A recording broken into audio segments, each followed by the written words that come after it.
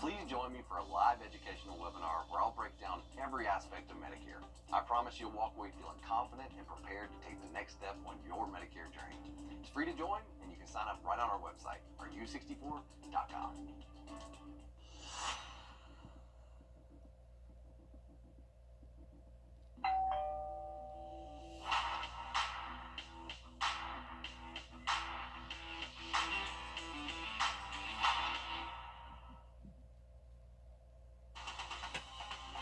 Live from Augusta, you're watching News 12 at 6 o'clock.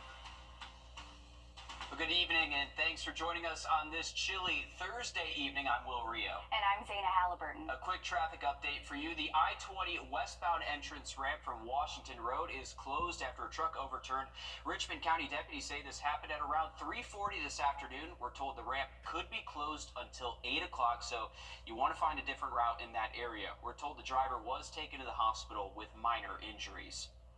To weather now as we check in with your first alert chief meteorologist, Riley Hale. Riley, I think a lot of people are wondering, is it going to warm up anytime soon? It does look to warm up, Zana, in our 7-day forecast. I think we're going to have to wait until next week, though. We are still anticipating some very cold nights down into the low and mid-20s, at least through the weekend.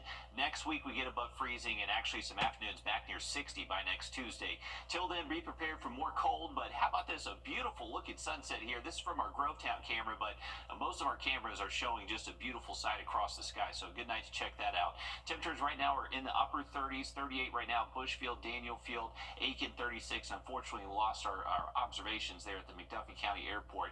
We actually tied a record low temperature this morning at Bushfield. 16 is what we were at earlier this morning. Heading into tonight and Saturday morning, we should keep low temps at least in the 20s. Not too many spots expecting the teens out there, thankfully, but temperatures are going to fall into the 20s most likely before midnight tonight. Right now, 38 Danielfield, same thing North Augusta, Evanger at 37. Everybody below 24 waking up early tomorrow morning. It will start to warm up, though, later into the forecast. We'll have more on that in just about 10 minutes. Thanks, Riley. Some schools are choosing to return to the classroom tomorrow, while others are opting for e-learning as icy roads remain a concern. Aiken County Public Schools will return to in-person classes tomorrow, but on a 2-hour delayed start. Columbia County School District operating as normal tomorrow. Same for Barnwell, Edgefield, and McCormick schools. Burke and Richmond County schools will remain closed tomorrow, but Edmond Burke Academy will have a regular school day. We have a full list of school closures on our website, Wrdw.com. Well, Augusta has no full-time EMA director. Despite this, we've experienced several weather events in the last 6 months, including Hurricane Helene and both winter weather events. Your Sydney Hood spoke with Augusta leaders today on how they think the response went. If a picture is worth 1,000 words, these images of Augusta could write a novel. Snow on the ground. It's been several years that I can think of. While many are still recovering from Hurricane Helene. But I certainly have learned a lot from Hurricane Helene and these two more recent snow incidents that we need a full-time EMA director. Right now, Augusta Fire Chief Antonio Burden plays dual parts, being the fire chief and EMA director. This conversation is not just about a position in my mind. It's about, are we expanding a department, and how much money will we have to amend our budget to meet this expectation. Mayor Johnson says the funding is there. You know, you look at a city of our size, and certainly, and I've said it before, it warrants having a full-time dedicated EMA director that makes sure that we're on the cutting edge of technology for preparedness, for disseminating information to all of our community partners. Of course, moving forward, there will be tough conversations. I know we had a big conversation about not having money in our budget, so my concern is, are we going over budget? Are we getting ready to put ourselves in a budget situation that we can't get ourselves out of? With what we've experienced, we need to be cautious, and we need to go ahead and commission needs to get on the ball and start doing our search. Because if they've learned anything here, preparedness is key. In Augusta, Sydney Hood on your side. Mayor Johnson says the process to hire a full-time EMA director is getting underway. Developing this evening, a dead person has been found in a wooded area near Doctors Hospital, and the Richmond County coroner tells us the death is being investigated as suspicious. Authorities say a surveyor team found the body at around 2:30 this afternoon. The coroner says an autopsy has been scheduled. Stick with us as we learn more. Tonight, threats of a lawsuit from Burke County Sheriff Alfonso Williams over All right, thank you for looking into that for us, Mayor. We are expecting very cold temps down into the low and mid-20s through Sunday, but next week we start the warm-up back above freezing with morning temperatures. I'm going to look at that forecast for you just after the break. Time and Temp, brought to you by your First Alert weather team. Reliable appliances available, both indoors and out. Hi, Suzanne Lilly Honeymichael here with Hardwood Floors and More. We truly appreciate the opportunities we've had to work in so many homes over the years. And now we want to invite you to our showroom to discover why we are the company that friends recommend. Our quality products, knowledgeable staff, and the tremendous skill set of our technicians is what has made Hardwood Floors and More the most trusted locally owned business for over 30 years. Hardwood Floors and More, so much more in store for you. Welcome back, folks. A beautiful end to our Thursday. This is a look from the Savannah River in our SRP Park Cam, and just lighting up that cloud cover that's been moving throughout most of the day. And this has actually been pretty interesting cloud cover. We actually had a pretty cool phenomena happen across the CSRA earlier today. We had fall streak holes and hole punch clouds happen. So with that thin layer cloud cover across the area today, it's made of super cooled liquid. So it's liquid water below freezing. As soon as something agitates it, though, it quickly freezes and start to see ice crystals form, and then it sinks from that layer cloud cover. So notice in the loop here, you see those little hole punches going through the clouds. That is the fall streak holes. So that's from planes flying through that cloud cover, agitating that super cooled liquid. It freezes and sinks and creates the hole punch look. So we had a bunch of those out in our skies today. I saw when we were up at the lake and had to get the Sky 12 drone up over the lake with a little bit of snow still on the ground. This was around Wildwood Park, and this is going to be the spot to be for the next couple of days. Remember, we do have the Bassmaster Open heading our way tomorrow and lasting until Saturday. They were supposed to start today, but unfortunately with the ice and snow around just made it too dangerous to get those boats to boat ramps. So tomorrow they're going to start. It's going to be a very cold start in the morning for blast off. We'll most likely see morning temps up at the lake near 20 degrees. Afternoon highs up at the lake tomorrow should stay near 45. We're expecting a northwest wind tomorrow, anywhere from around 7 to 12. Most likely going to peak around midday, taper off though as we head later into the afternoon. Saturday is going to be much calmer up at the lake. High temps not too much different, most likely near 47 degrees, but the wind's going to be much calmer as we see high pressure just center over the area. So Friday could actually be the better of the two fishing days. A little bit of wind out there and still a little bit of cloud cover Friday. So hopefully some big bags for our anglers out there. Welcome to town, and hopefully we see some big fish out there the next couple of days. Morning temperatures tomorrow, once again, near 20 degrees. Could be even colder for some spots north. You can see Saluda, the lone spot in our map here, that could briefly hit the teens. So not as cold as last night, but still well below average, more than 10 degrees below average for us. This is the good news though. We are going to start noticing a warming trend heading into the weekend. Highs back near 57 in Augusta by Sunday, and then we're talking high temps in the low 60s by next Tuesday. So starting to feel a little bit more seasonal kind of later into that 5 to 7 day stretch. Here's a look at tonight. We still have this exiting cloud cover. It should be out of here as we get much later into tonight, and I would say mostly sunny, partly cloudy throughout the day Friday. We'll still see a few passing clouds at times, but high temps a couple degrees warmer than today, most likely in the mid and upper 40s across most spots. Once we get to Saturday morning, still very cold into the 20s, but generally sunny skies. Calmer day as well. Those high temps should stay close to 50 degrees, and then another chilly start Sunday, but by Sunday afternoon, we should at least see those high temperatures hit the 50s across the area. So just kind of looking at it over the next couple of days, cold mornings, but a little bit nicer afternoons. But remember, our average high temperature this time of year in Augusta is 60, so we're going to be more than 10 degrees below that, at least through Saturday. Next week, we got some showers pushing through Monday. Should be dry, though, Tuesday through Wednesday with high temps back into the 60s.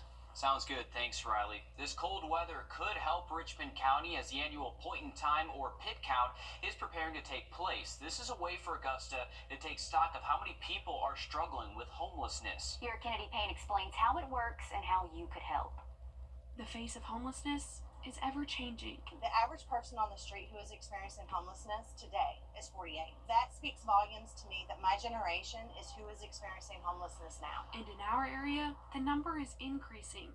The fact that Hurricane Helene did hit our area so hard. We have seen an uptick of folks coming into the shelter requesting longer stays just because they have nowhere else. And that's why the Homeless Task Force is gathering volunteers, getting a head count on just how many people are experiencing homelessness in our area. We have Salvation Army Center of Hope, Garden City Rescue, and Augusta Rescue Mission. So we'll be doing surveys with them. It's something they do every year. The last 10 days of every January, because that's typically when it's coldest. They do it as part of the task force's partnership with the U.S. Department of Housing and Urban Development. This is also how HUD decides how much funding they're going to give us for our resources for our homeless population. This year, the overnight count is Friday, and they need your help. We need about 100 volunteers that will come out and help us. Together, volunteers, the Homeless Task Force, and the Sheriff's Office will work to reach everyone in the community. So everyone will be split into teams. You'll go to certain areas where we know encampments are, or where we know our street outreach team has encountered homeless members of our community. But it's more than just a head count. These numbers are used for grant funding. We go back and we look at that to see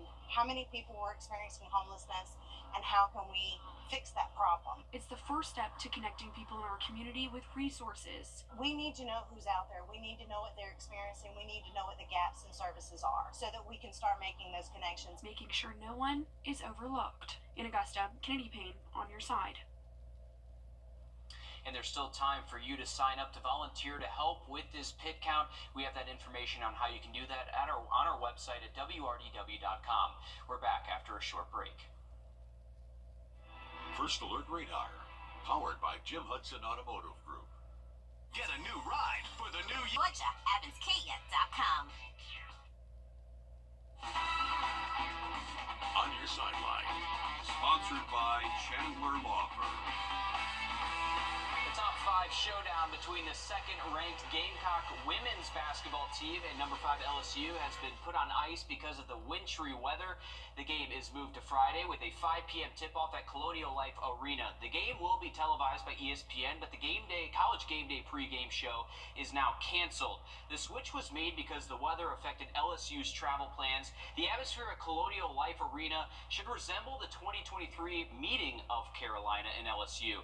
USC was ranked number 1 and LSU number 3. The Gamecocks won that matchup 88-64. All tickets for the game will be honored on Friday. Fast break pass holders can enter the arena at 3:30 and all doors will open at 5 p.m. To the WNBA now, free agency underway. No news on that front. However, the Atlanta Dream announcing they have sold out their 2025 season ticket allotment for full and half season memberships. That's for the second straight year. Limited Seagull game tickets for the 17 remaining home games will go on sale in February. A child who's been fighting for his life since birth, given a moment of a lifetime at Clemson, getting exclusive access to meet Clemson coaches and athletes while inspiring them and his family in return. Carmen Jimmy has the story. Since the day he was born, he was born and they took him straight away, took him straight to the NICU. He had his first surgery 3 or 4 months old. 8-year-old Cohen Sutherland has already had 28 surgeries, summing up his time in the hospital in 2 words. Cohen has congenital heart disease, and Mom Kayla says he's had medical issues with nearly every major organ in his body, with few answers as to why. We've been told we may not make it by the next day. You're just helpless.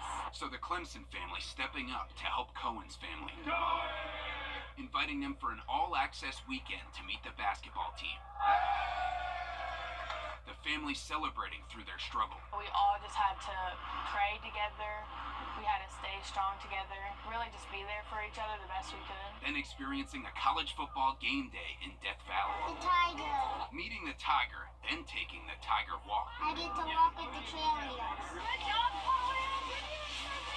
It's been amazing. I couldn't thank everybody enough. I've tried, and it just doesn't seem like I've thanked everybody. It's been amazing. See a smile. It's just been fun. Finishing the day watching his new favorite team play.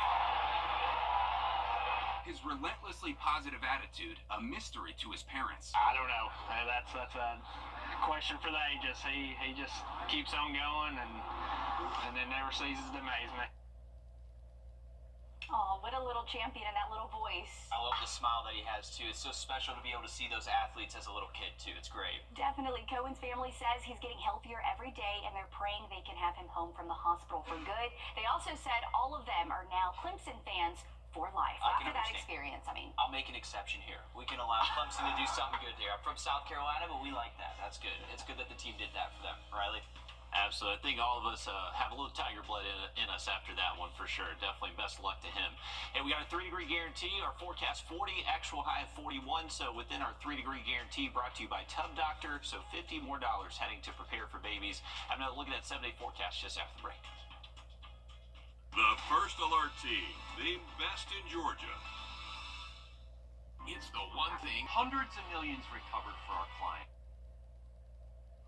Welcome back, folks. Remember, for the next couple of mornings, we're still going to be bitterly cold, down near 21 degrees at Bushfield. Friday, Saturday, many spots will be close to those numbers. By Sunday, we're at least in the mid-20s instead of low 20s, but it's really next week we see a big jump.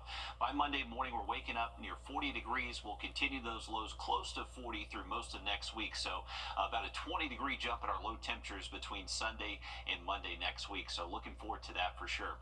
Remember, tomorrow and Saturday, we actually have the Bassmaster Open at Clarks Hill Lake. They're going to be operating out of Wildwood Park.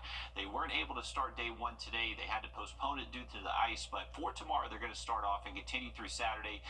Blast off, I believe, is at 7:30 if you want to check that out at Wildwood. Weigh-in's going to be at 3:15 p.m. and it lasts generally about an hour, hour and a half. So try to get there right at that time frame to see some of the best anglers across the country right here at Clarks Hill. So best of luck to them. It is going to be a very cold start to the morning. I hate fishing whenever it's below freezing because it starts freezing on your lure, on your line, and you have to start knocking the eyelids, and it's just not super fun to fish in. So best of luck to them. They're going to have to battle the elements for the first half of the day. Later into the afternoon, we do get above freezing, at least high temperatures in the 40s. That wind direction will be out of the northwest, generally between 7 to 12. By the weekend for us here in town, high temps near 50 Saturday, 56 Sunday. We should stay generally sunny Saturday with just partly cloudy skies to close off the weekend. So no wet weather the next few days, but by Monday we are tracking our next chance for at least a few showers, mostly dry again by Tuesday. okay, thanks, Riley. We're back live on 26 News at 7. And for News 12 at 10 and 11 o'clock. Thanks for watching.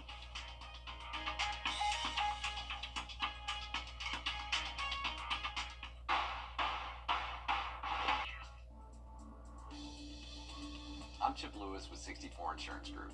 You've probably seen some of our goofy commercials, but I can promise you, we take Medicare very serious. I'd like to prove that to you.